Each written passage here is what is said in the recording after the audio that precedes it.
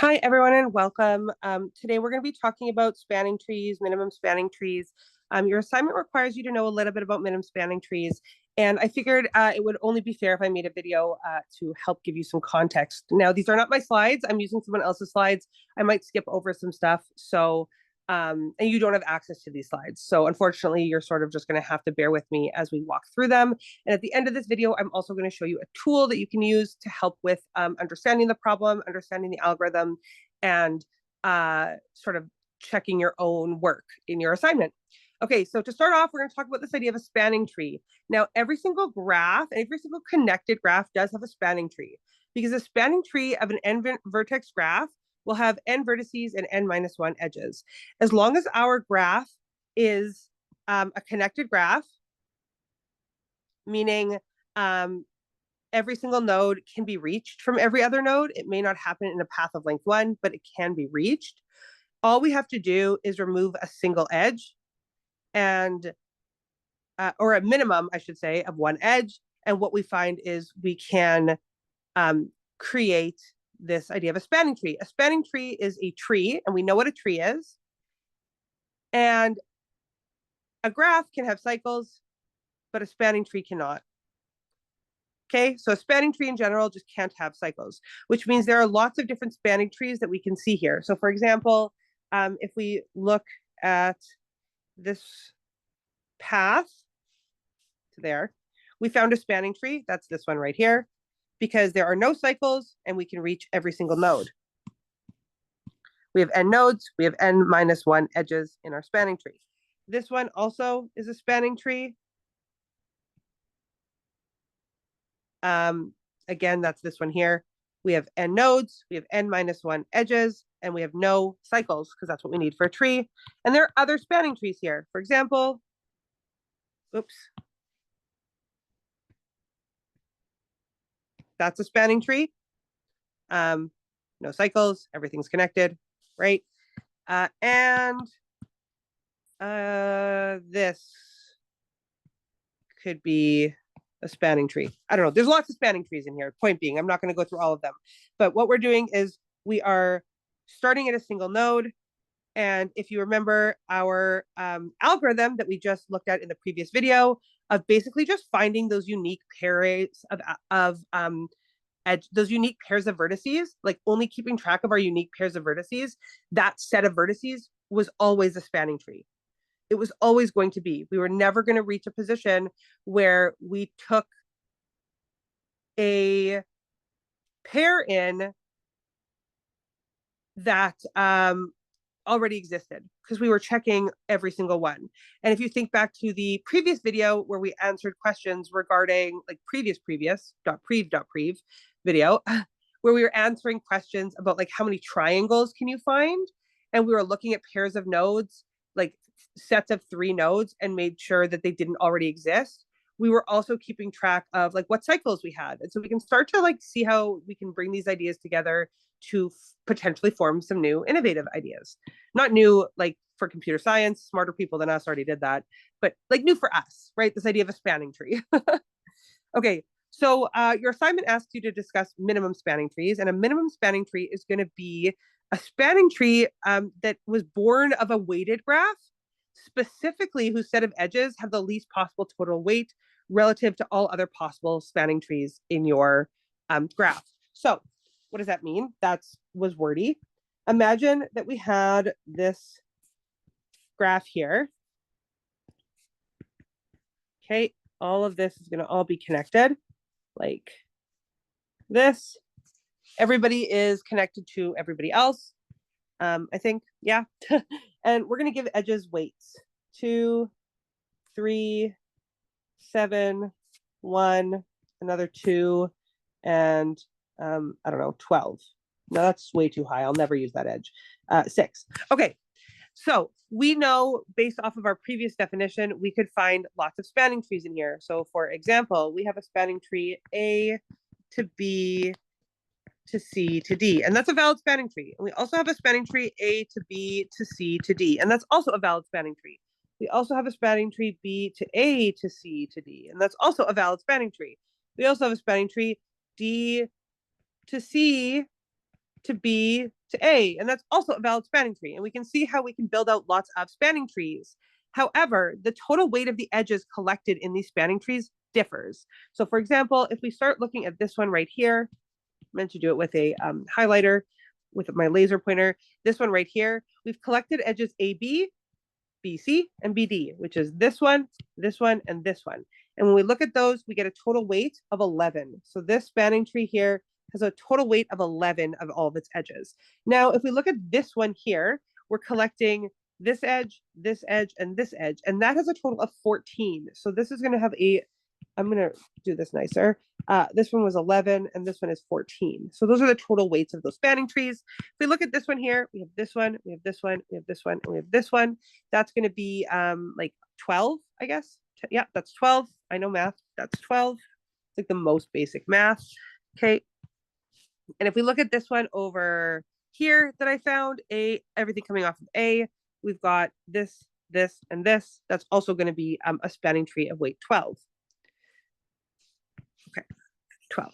Now the question that we're asking ourselves is, given our original graph G, what is our minimum spanning tree? And by looking at it, I can tell you our minimum spanning tree is actually going to be, we do it over here, I guess. A to B, nope, that's not even, I can get even smaller. A to C to B to D, and I never actually drew that one out. But if we drew that, if we look at this one, this spanning tree, this edge is 2, this edge is 2, this edge is 1, everything is connected, and this spanning tree right here has a total weight of 5. And so our minimum spanning tree has the minimum total weight relative to all the other options that could exist inside this tree. So we're meeting the requirement of what a spanning tree is, and we're looking at the weights, and it's going to be the smallest. And thank goodness we actually have a way to solve this problem. If there are 2 or more edges that have the same weight, meaning that there's more than one possible spanning tree, minimum spanning tree, I should say, then that's okay. Then there's more than one possible minimum spanning tree. That's not a big deal at all. That just means that there are more than one solutions to solve this problem, which is okay. Depending on your implementation of things, you could end up with one or the other, but both are valid, and that's totally cool. Okay, so here is a giant example of a graph, and suddenly it's not quite so easy to just visualize and say, we found the minimum spanning tree. Now here, lovely, it's been predefined for us, but when we looked at this example up here, it was pretty simple for us to sort of look at the possibilities, figure out the possibilities, and then find our minimum spanning tree. Here, that would be a lot harder. Here, when we look at this example here, I could see how maybe we just like find every single possible spanning tree and like just add it up and then just keep track of the one that was always the minimum. Because it's like not that big. How many spanning trees could there possibly be? There's an algorithm for figuring that out too, but they exist. Who cares? The point being is I could probably like understand why it's not worth trying to understand anything further than a brute force algorithm by looking right here at this tree. But when we look at something like this tree, suddenly the brute force algorithm no longer feels as viable. Because if we had to do the brute force algorithm, find every tree off of this, every spanning tree off of this, every spanning tree off of this, and so on and so forth, we can see how our problem space would grow exponentially. Again, not polynomially, exponentially. We reach a place where finding a minimum spanning tree in a brute force fashion becomes not possible to solve in a reasonable amount of time if we do it in the brute force mannerism. And so we have this other subset of algorithms that we call greedy algorithms that you're going to learn about in COMP2140, greedy algorithms that allow us to find these minimum spanning trees or other optimal tree structures in a reasonable amount of time. Okay, so let's talk minimum spanning tree here, the minimum spanning tree problem. We're going to end up with, so we start with some graph G and some kind of edge function that allows us to like get the weight of all the edges in a given graph.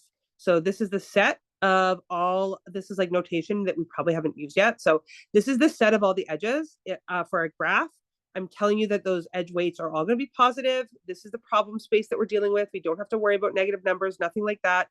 And this function that we're discussing, this function W, basically is going to give us the total weight for all of those edges. So it's not just one, it's the set of all those edges. And what are we going to actually output?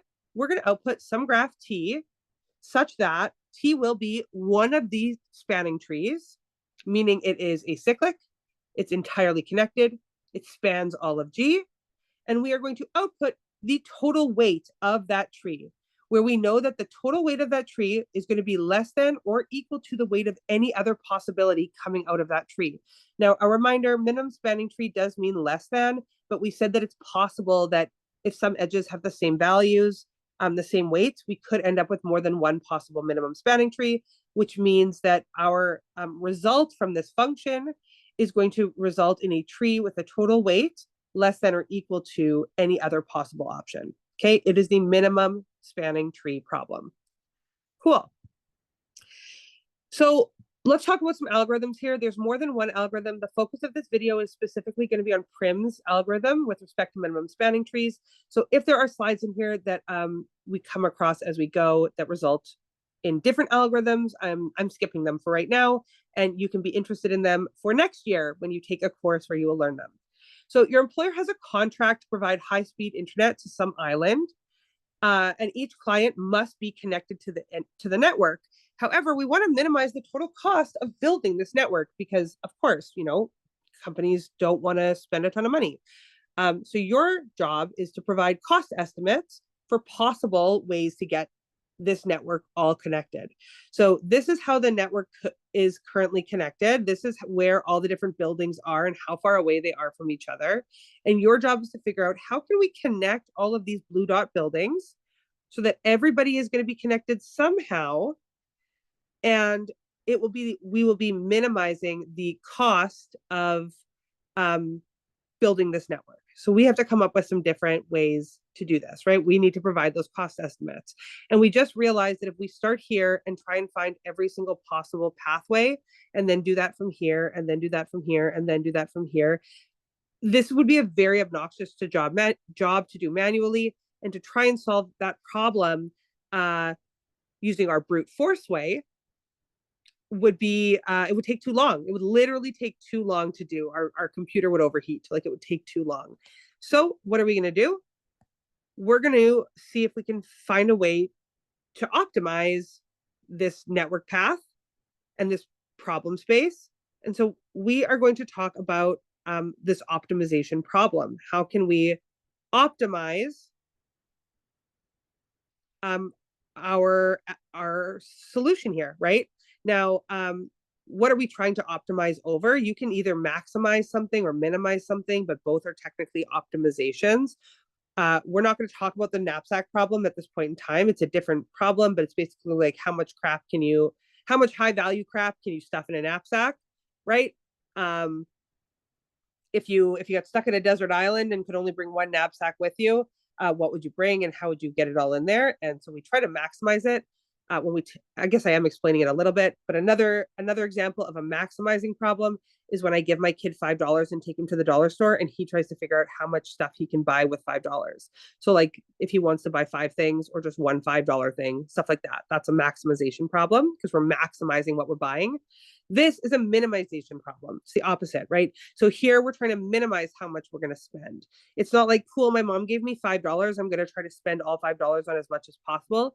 It's like, my mom is giving me a bunch of stuff and I want to find a way through all this stuff in the minimum amount of time, right? We want to find the minimum cost path that will allow us to build out this tree for the minimum amount of wire distance or whatever it might be. Okay, so we have 2 different efficient algorithms that already exist for finding the minimum spanning tree. This course that we're in right now that you are learning this from is not about this algorithm. So it's not about the efficiency of the algorithm. We're not going to discuss the efficiency. We're not going to analyze the cost whatsoever. I'm just using this set of notes to sort of set the stage for what we are now going to discuss as Prim's algorithm. So here it is, Prim's algorithm. Given a weighted graph G, Prim's algorithm can be implemented as follows. The first thing we do is we're gonna basically find the edges of T. This here is a set of edges of T, an edge of our original graph of minimum weight. So the first thing that we need to do is we need to grab a minimum weight edge to start our algorithm out with. So if we have a set of edges, a graph G, right, has a set of edges, and it's got a bunch of edges in it, and this may be represented like a matrix, and it may be represented like a list. We don't know, but in either situation, we can find that minimum edge pretty easily, and we know our graph is already connected. We don't need to check for that. We had originally said that we need a connected graph for this algorithm to work, and in our assignment, we know it's going to be connected. So we could basically traverse our list or traverse our matrix and find our minimum edge pretty easily. So we do that. We go through our matrix. Let's grab a picture, and let's solve this problem. Let's grab this original picture right here. So imagine that this graph, even though it's massive, imagine that this graph here was being represented in either a matrix or in an adjacency list. And we traverse through that entire thing in the time that it takes to walk through, and we find the minimum edge. And we find it right here between these two nodes. It's got a weight 6. So this initial set can start us off with that edge in mind. So we start at this position right here. Okay, so we pick a random starting position and we base it off of the minimum edge. Once we've done that, actually, we can look at it down here in the pseudocode. We'll do that in a second. Once we've done that, we can go ahead and look at all other edges coming off of that edge, sort them by minimum weights, find the minimum, and as long as that minimum new edge connects to a vertex I have not yet visited, I add it to my list. So we add it here. Okay, and then we do the exact same thing again. So every time we visit a new edge, our job is to find all other edges we can reach and sort them by priority. So what does that mean for this problem space? Let's make this bigger. Like, let it just take over the space here. We're gonna have two different colors. We're gonna have a color of purple, and we're gonna have a color, colorblind people, I hope that this is okay, I'm so sorry, green.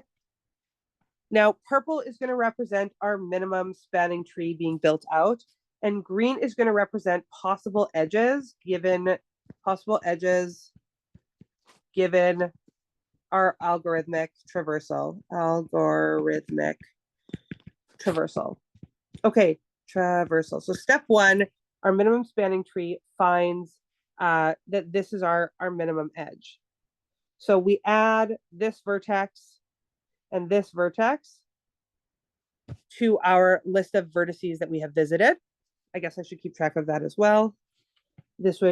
Red is going to be a list of visited vertices. Okay, so we started at this vertex. It got added to our list of visited vertices.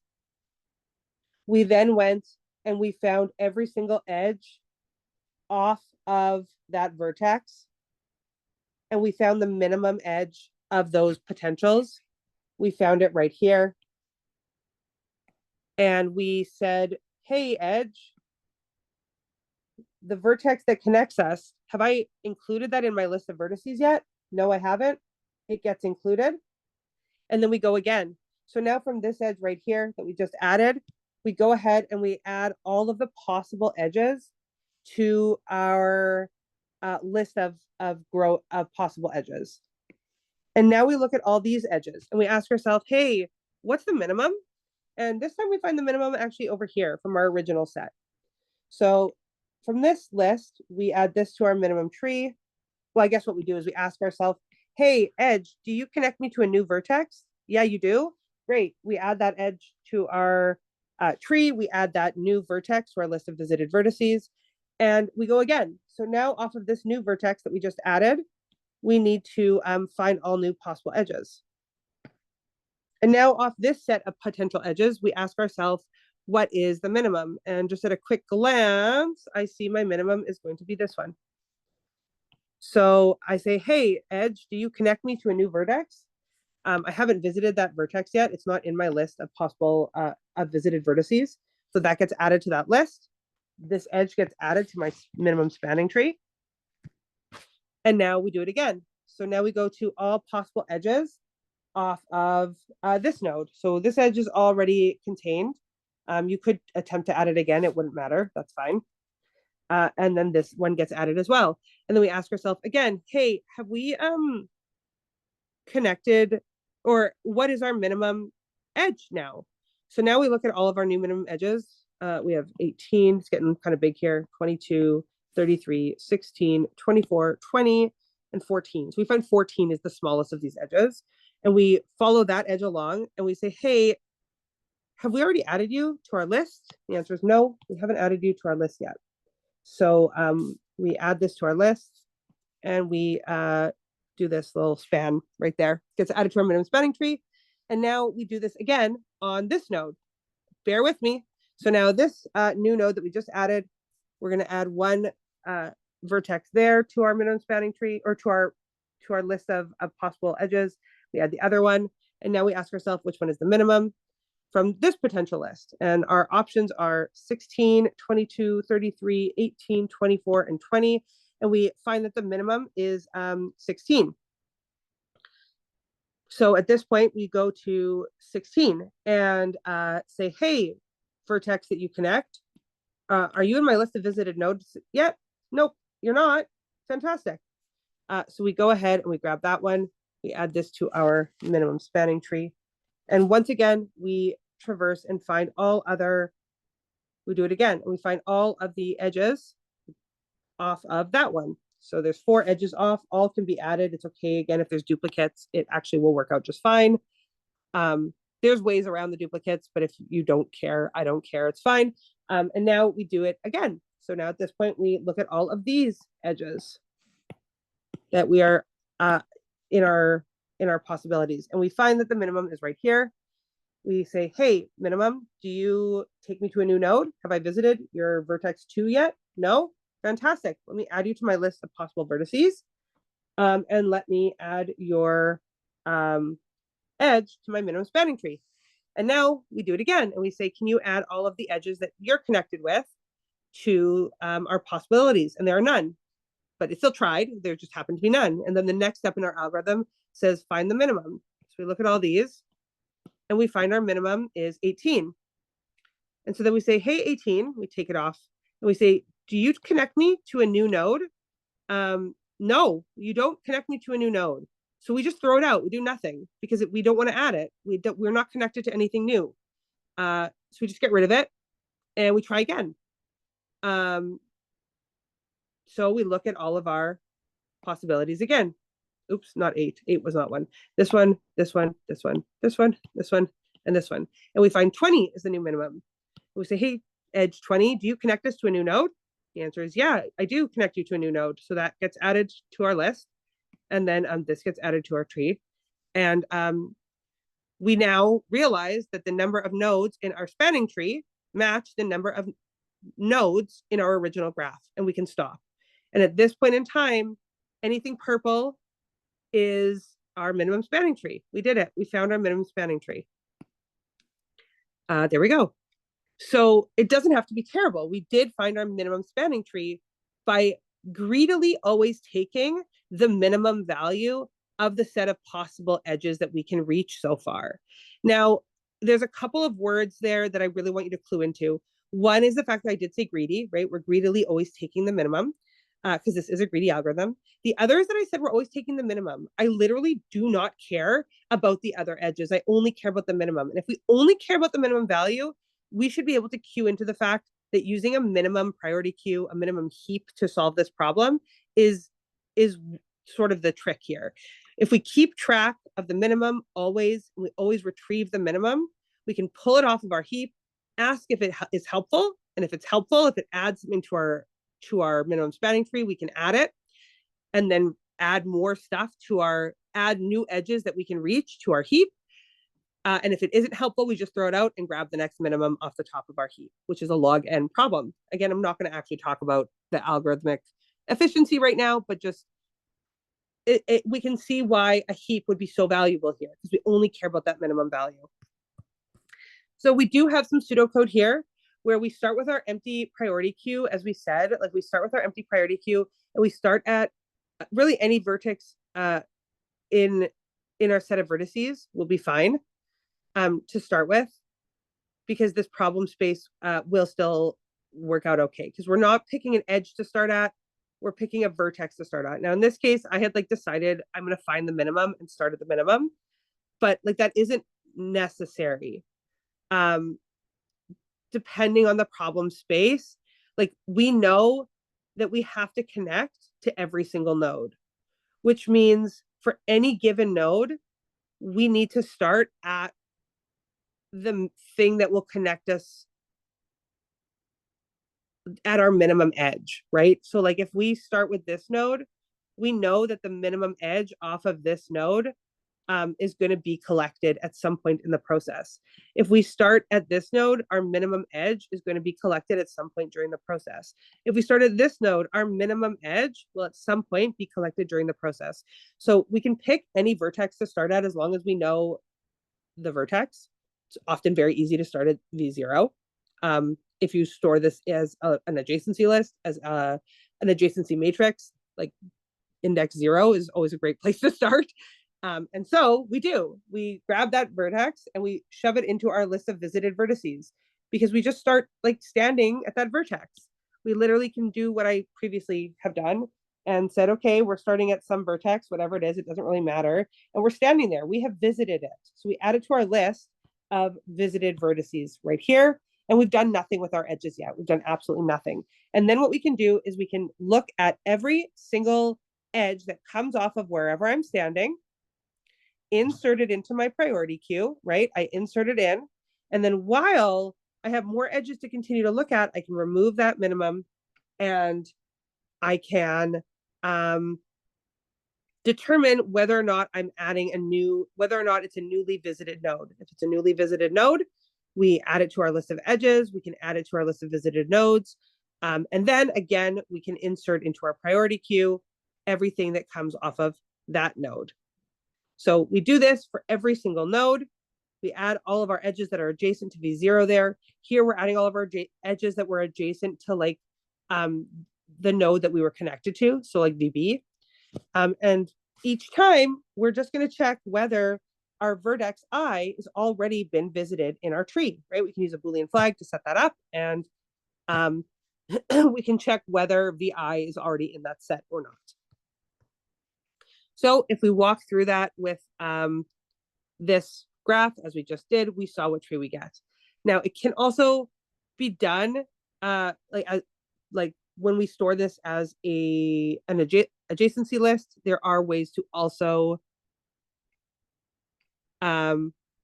this is a data structure that we can use for storing our graph, and we can see sort of how we might want to keep a list of our nodes, our edges as such. Okay, let me just, and then we have the running time, which I told you we're not doing right now.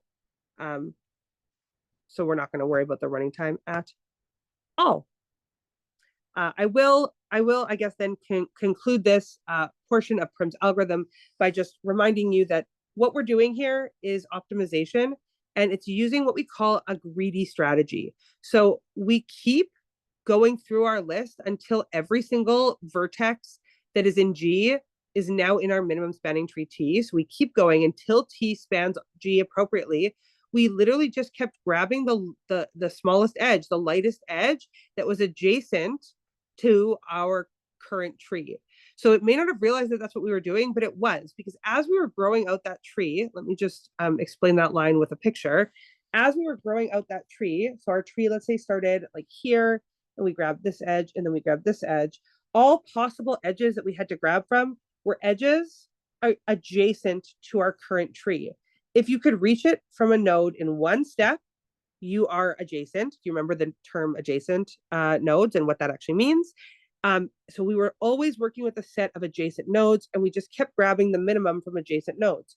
This was the next minimum from adjacent nodes. And oops, wrong color. And then our adjacent node, set of adjacent nodes grew a little. And then from these, this was our next tiniest, lightest edge, which meant, which meant the set of adjacent nodes could grow again up to there. And I missed that one, sorry. And then we went from here and we said adjacent nodes, who can we reach from a minimum edge? And we went here and we grew into this spot and we went and we grew there. We were always dealing with, I'm missing edges here. We were always dealing with edges adjacent to our growing tree. I think that makes sense. I'm nervous it doesn't, but we're gonna have to pretend like it does just for a minute. Okay, so we just kept grabbing edges that didn't form a cycle. Now, we may not have realized what we were doing was grabbing edges that didn't form a cycle, but we did that by ensuring that the edge didn't take us to a node we already visited. It would form a cycle if it took us to an edge that a node already visited. So it's just like another way of saying what we were doing previously. We made sure no cycle was formed. And the way that we did that was saying, does the lightest edge take us somewhere new? Or does the lightest edge take us somewhere that we've already visited? If we already visited it, do nothing. Just grab the next lightest edge. If we haven't visited it, let's add it to our list. So that edge selection was done every single time by a greedy choice. And so what we did was we made sure that after every edge we grabbed, we made sure that we were still connected because we were only grabbing adjacent edges. So T stayed connected always. And it was acyclic because we made sure that that adjacent edge did not take us to a node we'd already visited. Our algorithm will terminate when we have that number of edges added, or until we have this number of vertices in our tree. Both of those things are real reasons.